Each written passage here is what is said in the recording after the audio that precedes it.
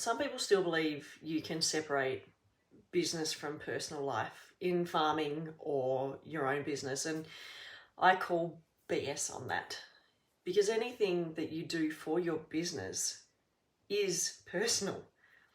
This also means that your beliefs, your attitudes and behaviours, they're prevalent on both sides.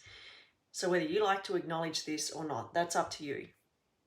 But I can almost guarantee that your personal patterns, responses, your attitude that you have in your private life will be the same patterns that you have in your professional life.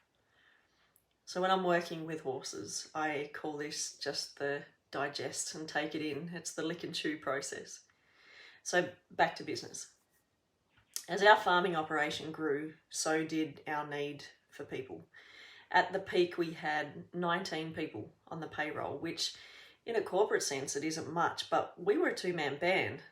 We were two people in this partnership. And building a team of people while you're still mentally maturing is a great way to fast track and highlight your people skills. Teams for farms don't come ready-made. Learning how to lead and support others while we were working on ourselves in lifetime, far out, it was a test at times. And knowing how much work I had to do, I had a little bit more of that fraudulent feeling within me again at times. So if you fast forward to 2016, that was a pretty big year for us. It was probably the real pinnacle point for me in my journey. So it was October of that year, and it was the year of the dairy industry crisis, where we had the milk price crash and the Murray Goulburn, Gary Halou saga. A lot of people that were non-farming would remember that in the newspaper, no doubt. So what we call the home farm, we had a new bank manager, and he had helped us work on putting in some new infrastructure. So we had new pivots, irrigation pivots put in, and a new dairy. So what that means for non-dairy people, we were running a herringbone system. So you would milk the cows side by side.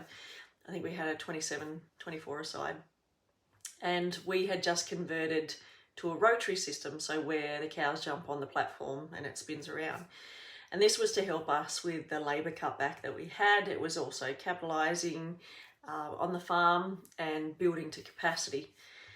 So we were also transitioning into this company structure as shareholders with investors. So I was still figuring out what all of this looked like for me. And this particular morning, I was rushing to fit in feeding calves before I took the kids to the school bus. I was in a wedding that weekend, so I had duties from the next day onwards, and I just remember thinking, how am I going to be matron of honour and fulfil all of these duties? I received a text message the minute that I entered that paddock from our casual milker, and she said that she no longer worked for us. I just remember thinking in that moment, God, I need a break. And so my message to you is to be really careful what you wish for. For me, what that break ended up being was a crushed and trapped leg in a buggy rollover for over 3 hours before paramedics could get to me. I've had years of complications and surgeries on that leg, nearly lost my leg.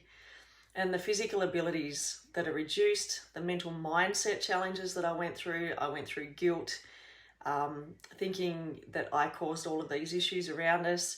I blamed myself while we're in a short staff shortage and we're running a skeleton crew. And here I am sitting around.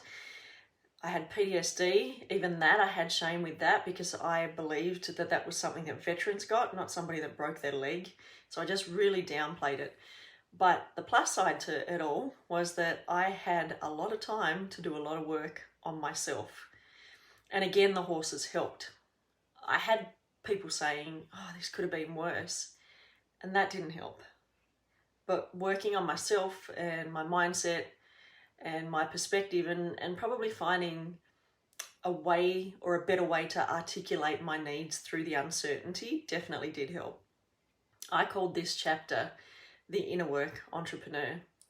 I had a lot of limiting beliefs that were becoming apparent now, like thinking brave but just staying small.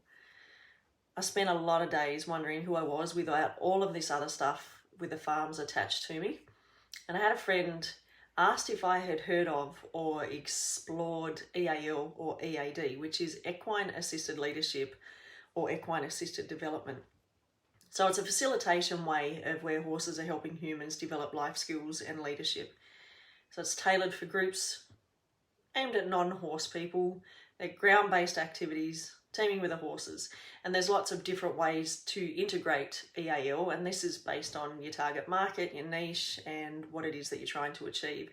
And I already saw the potential in helping professionals naturally develop their self and leadership capacities through learning from horses. But the timing wasn't right. Any surplus cash flow that we have, we put back into the farm, whether you're talking about a tight year or you're talking about a growing scale. And this is when I needed to work on myself and heal, not start any of these high-risk brain fart ideas just because I felt like I was sad. You live from the land, you give back from the land.